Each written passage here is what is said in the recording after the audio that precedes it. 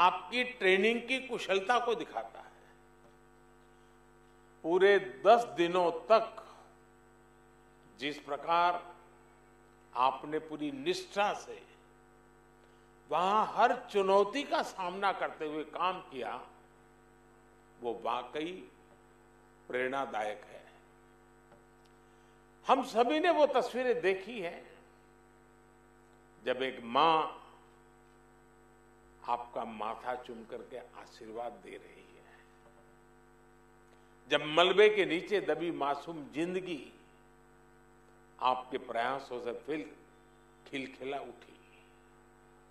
मलबे के बीच एक तरह से आप भी वहां मौत से मुकाबला कर रहे थे, लेकिन मैं ये भी कहूंगा कि वहां से आने वाली हर तस्वीर के साथ पूरा देश गर्व से भर रहा था।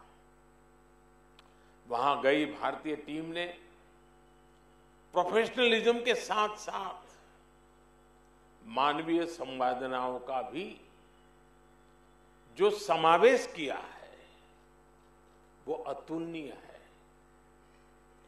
ये तब और भी बहुत काम आता है जब व्यक्ति ट्रॉमा से गुजर रहा होता है, जो कोई अपना सब कुछ गंवाकर होश में आने की कोशिश कर रहा होता है। ऐसी परिस्थितियों में सेना के हॉस्पिटल और उसके हमारे कर्मियों ने जिस संवेदना से काम किया वो भी बहुत ही प्रशंसनीय है। साथियों, 2001 में जब गुजरात में भूकंप आया था और उसे पिछली शताब्दी का बहुत बड़ा भूकंप माना जाता था, ये तो उससे भी कई गुना बड़ा है। जब गुजरात का भूकंप आया तो मैं बहुत लंबे समय तक वहां एक वॉलंटियर के रूप में बचाव कार्यों में जुड़ा था। मलबा हटाने में जो दिक्कतें आती हैं, मलबे में लोगों को खोजना कितना मुश्किल होता है, खाने पीने की दिक्कत कितनी होती है, दवाइयों से लेकर अस्पताल की जो जरूरत होती है। और मैंने तो देखा था भूज का तो पूरा अस्पताल ही ध्वस्त हो गया था, यानी पूरी व्यवस्था ही तबाह हो चुकी थी। और उसका मुझे फर्स्ट हैंड एक्सपीरियंस रहा है। वैसे ही जब 1979 में गुजरात में ही मोरबी में मच्छू डैम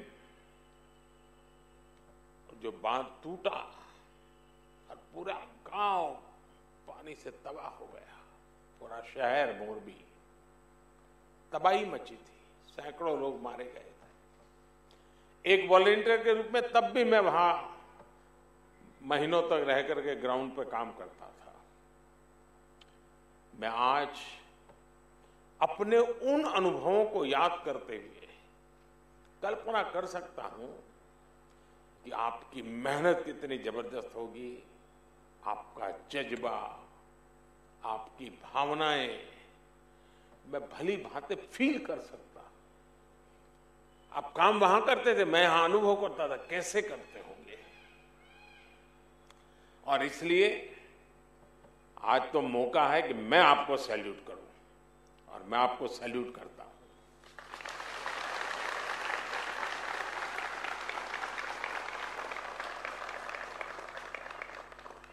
साथियों, जब कोई अपनी मदद खुद कर सकता है तो आप उसे सेल्फ सफिशिएंट कह सकते हैं, लेकिन जब कोई दूसरों की मदद करने में सक्षम होता है तो वो सेल्फलेस होता है। ये बात व्यक्तियों पर ही नहीं बल्कि राष्ट्रों पर भी लागू होती है। इसलिए भारत ने बीते वर्षों में सेल्फ सफिशिएंसी के साथ साथ सेल्फलेसनेस की पहचान को भी सशक्त किया है। तिरंगा लेकर हम जहां भी पहुंचते हैं वहां एक आश्वासन मिल जाता है कि अब भारत की टीमें आ चुकी है, तो हालात ठीक होना शुरू हो जाएंगे। और जो सीरिया का उदाहरण बताया कि जो बक्से में जो ध्वज लगा था, बक्सा उल्टा था तो ऑरेंज कलर नीचे था, केसरिया रंग नीचे था, तो वहां के नागरिक ने उसको ठीक कर करके और गर्व से कहा कि मैं हिंदुस्तान के प्रति आदर से धन्यवाद करता हूं। तिरंगे की यही भूमिका हमने कुछ समय पहले यूक्रेन में भी देखी। जब भारतीय नागरिकों के साथ साथ संकट में फंसे अनेक देशों के साथियों के लिए भारत का तिरंगा ढाल बना। ऑपरेशन गंगा सबके लिए आशा बन करके उसने एक बहुत बड़ी एक मिसाल कायम की। अफगानिस्तान से भी बहुत ही विपरीत परिस्थितियों में हम अपनों को सकुशल लेकर के वापस आए। हमने ऑपरेशन देवी शक्ति चलाया। हमने यही कमिटमेंट कोरोना वैश्विक महामारी में देखा। अनिश्चितता भरे उस माहौल में भारत ने एक एक नागरिक को स्वदेश लाने का बीड़ा उठाया। हमने दूसरे देश के बहुत से लोगों की भी मदद की। ये भारत ही है जिसने दुनिया के सैकड़ों जरूरतमंद देशों को जरूरी दवाएं, वैक्सीन पहुंचाई। इसलिए आज दुनिया भर में भारत के प्रति एक सद्भावना है।